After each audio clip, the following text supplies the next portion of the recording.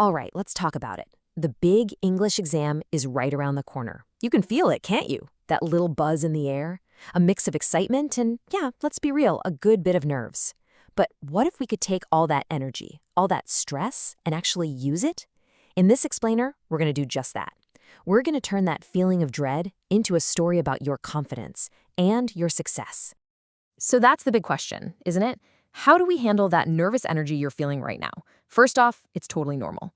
But here's the secret. It's not a weakness. No way. It's fuel. And today, we're going to figure out exactly how to channel it, how to turn that fear into some seriously focused, unstoppable power. This right here, this is the core idea. It's the key to unlocking your absolute best performance. See, this exam, it isn't some tricky trap designed to catch you. Think of it as an invitation.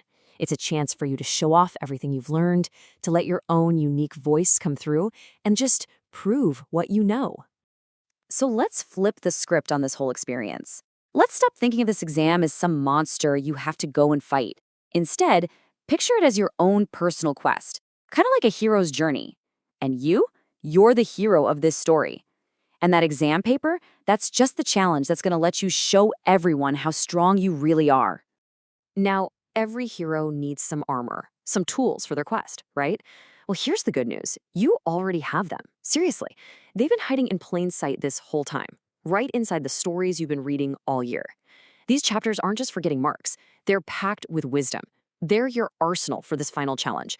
Let's start with your first piece of armor, faith. And I'm not just talking about blind hope. I'm talking about a deep, real trust. Trust in all those hours you put into studying. Trust in your teachers. And, most importantly, complete confidence in yourself. And this quote from A Letter to God is perfect because it shows us exactly how to use that faith. Believing in your preparation is one thing, but you've got to be practical about it too. I mean, think about it. Lencho didn't just ask for some help. He asked for a specific number of pesos. That's the key. In the exam, your faith becomes practical when you look at a big, scary question and break it down into smaller pieces you know you can handle. Next up, courage. This is that inner strength that lets you look at a really tough question or feel that moment of doubt or just see the clock ticking down and still keep going. It's the kind of courage we've learned about from a true giant. Now, this is so important. Courage in the exam hall doesn't mean being reckless and just rushing through. Real courage is disciplined. It's the freedom you get from managing your time well, from focusing completely on the question in front of you, and from taking ownership of every single answer you write. That's what freedom through discipline is all about. Okay, here's a tool that might sound a little weird for an exam, but trust me, it's a powerhouse. Empathy. It's that ability to step outside of yourself and really understand someone else's point of view. Or, in our case, the point of view of the question itself. So how does that actually work? Well, instead of looking at a question and immediately judging it as too hard or tricky, try to approach it with a little empathy. Really try to understand what it's asking for. That small shift, that little bit of openness, can help you find answers you might have totally missed otherwise. And of course, we've got to have this piece of wisdom from the proposal. Look, don't get stuck arguing with a question or wishing it was something different. It is what it is. Just accept it. Think logically, stay focused, and get right to the point. Save the drama and just answer the question. Okay, so we've got our armor from all those stories. Now let's talk about poetry. If the stories give us our external tools like faith and courage, then the poems, they give us our inner magic. This is all about your mindset, your perspective, those subtle shifts in how you think that can change absolutely everything. Think of this as your mental checklist, pulled straight from the poems you've studied. Remember Dust of Snow? It shows us how one tiny positive moment can completely change our mood. Then you've got to value your freedom to think for yourself, unlike poor Amanda, who was always being told what to do. From the ball poem, we get that tough but really important lesson. Sometimes you have to let go of a mistake and just move on. Channel the vibe from animals and just be calm and natural. Put it all together and you break free from fear and just keep moving forward. All right, you've got your armor, you've got your inner magic.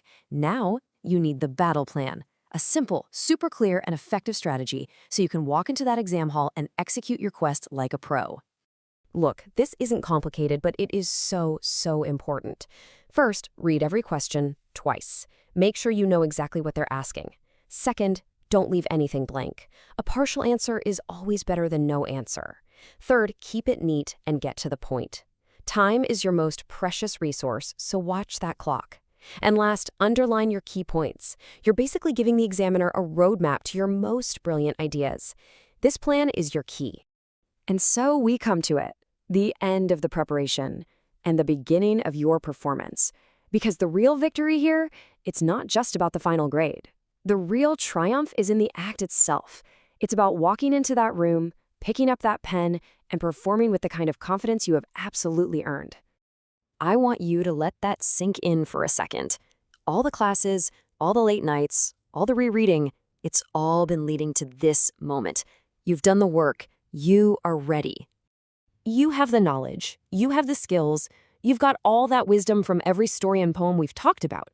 Believe it. You are capable. With your plan, with your values, with all your preparation, you have every single reason to be walk. Walk in there with your head held high. You are confident. And now, the quest begins. That blank paper in front of you, it's not a threat. It's an opportunity. It's a canvas waiting for you. So the only question left is this. What story of triumph, what story of confidence are you going to write?